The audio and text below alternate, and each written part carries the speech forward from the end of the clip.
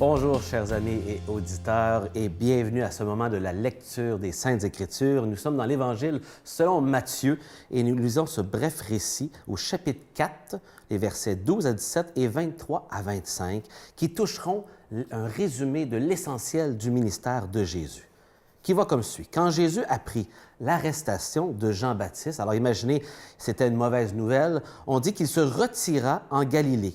Il quitta Nazareth et vint habiter à Capharnaüm, ville située sur le bord du lac, dans le territoire de Zabulon et de Nephtali, donc sur le bord de la mer de Galilée. Encore un petit village qu'on peut voir aujourd'hui qui a été déterré, un village qui n'était pas très gros.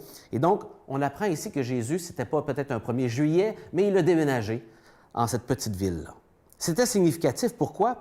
Ainsi s'accomplit, on dit au verset 14, ce que le Seigneur avait dit par le prophète Ésaïe. Qu'est-ce qu'il avait dit? Bien, pays de Zabulon et pays de Nephtali, route de la mer et pays au-delà du Jourdain, Galilée, toi, le carrefour des païens, le peuple qui habitait dans les ténèbres a vu paraître une grande lumière sur ceux qui habitaient dans le pays de l'ombre et de la mort, une lumière s'est levée. Ces paroles sont prises d'Ésaïe, chapitre 8, la toute fin et le début du chapitre 9. Deux versets qui nous sont cités ici pour dire que ce déménagement-là était divin, que Jésus se placerait au carrefour des nations, à cet endroit clé. On lit au verset 17, « À partir de ce moment, Jésus se mit à proclamer. » Qu'est-ce qu'il proclamait? Ils ont dit, « Convertissez-vous ou repentez-vous. Pourquoi? Car le royaume des cieux est tout proche. » Et donc, il porte le même message que Jean-Baptiste dans le chapitre précédent qui invite à la même repentance parce que le royaume des cieux est proche. Évidemment, le ministère que viendra accomplir dans l'Évangile Jésus. Et on lit ensuite, Jésus parcourait toute la Galilée, enseignait dans leurs synagogues et proclamait la bonne nouvelle du royaume. Quelle était cette bonne nouvelle? Bien, on vient de le dire, cette invitation à la conversion et que le royaume des cieux est proche. Et on dit, guérissant toute maladie et toute infirmité dans le peuple, sa renommée se répandit dans toute la Syrie et on lui amena tous ceux qui souffraient, atteints de maladies, de tourments de toutes sortes, possédés, épileptiques, paralysés. Jésus les guérissait. De grandes foules le suivirent et venus de Galilée, de la Décapole, de Jérusalem, de la Judée et de Transjordanie. Donc, c'était un endroit clé où le Seigneur, finalement, a exercé un ministère auprès de tous ces gens.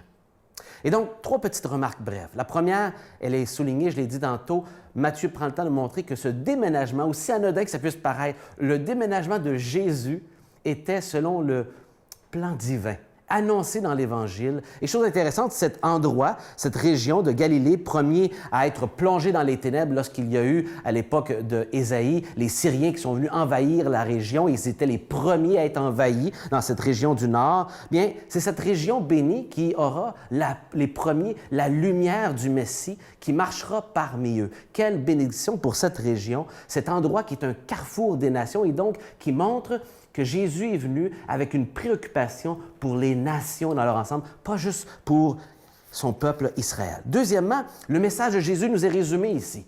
Une invitation à la conversion, une invitation à la repentance devant Dieu, à reconnaître que j'ai besoin, cette expérience de conversion, je dirais, c'est cette expérience de comprendre le message de l'Évangile et de vivre un profond regret, une sincérité de cœur, une transformation intérieure qui produit vers l'extérieur un changement de comportement. Il n'y a pas de réelle repentance sans un changement de comportement, mais ce changement de comportement vient d'une repentance intérieure, une prise de conscience du mal que j'ai fait devant Dieu et de demander sincèrement pardon à Dieu et de regretter.